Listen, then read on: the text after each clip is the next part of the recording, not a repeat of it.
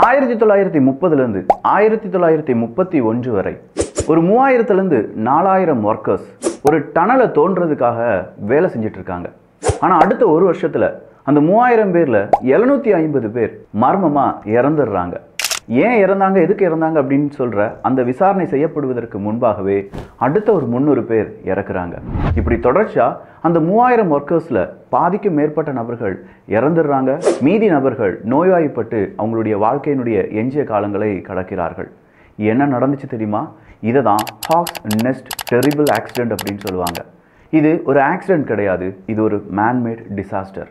1930-31 அப்படின்னு சொல்ற இந்த காலகட்டத்தில் ஒரு டனல் அப்படிங்கிறத தோண்டணும். வெஸ்ட் விர்ஜீனியா அரசாங்கத்திடம் அனுமதி வாங்கி ஒரு ஹைட்ரோ எலக்ட்ரிக் பவர்க்காகத்தான் இந்த டனல் அப்படிங்கிறது தோண்டப்படுது.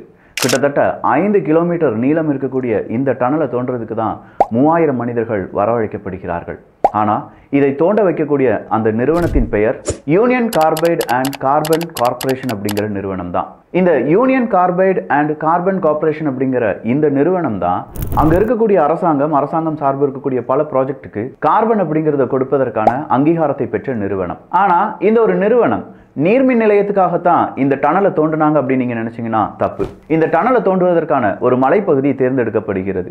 அந்த பக்கமா ஓடக்கூடிய ஆறை இந்த பக்கமா டைவர்ட் பண்றதுக்கு தான் டனல் 5 கிலோமீட்டர்ல தோண்டப்படுது அப்படின்னு சொன்னாலும் அந்த மலைப்பகுதி முழுவதுமாகவே சாண்ட்ஸ்டோன் தான். அதுலயும் இந்த சாண்ட்ஸ்டோன் அப்படிங்கிறது 90-93% சிலிக்காவை உள்ளடக்கியது, சிலிக்கன் டை ஆக்சைடு.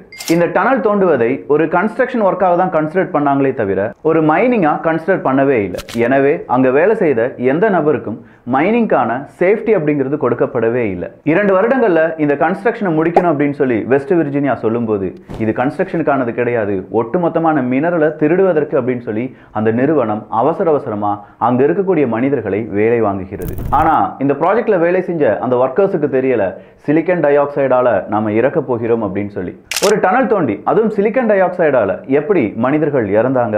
இதை பத்தி அதிகமா உங்களுக்கு தெரியும்னா உங்களுடைய கருத்துக்கள் வரவேற்கப்படுகின்றன. அப்படி இல்லையா, உங்களுக்கு இதை தெரிந்து கொள்ள வேண்டும் என்றால் கீழே கருத்தாக ஹாக்ஸ் நெஸ்ட் அப்படின்னு சொல்ற கருத்துக்களை பதிவு பண்ணுங்க.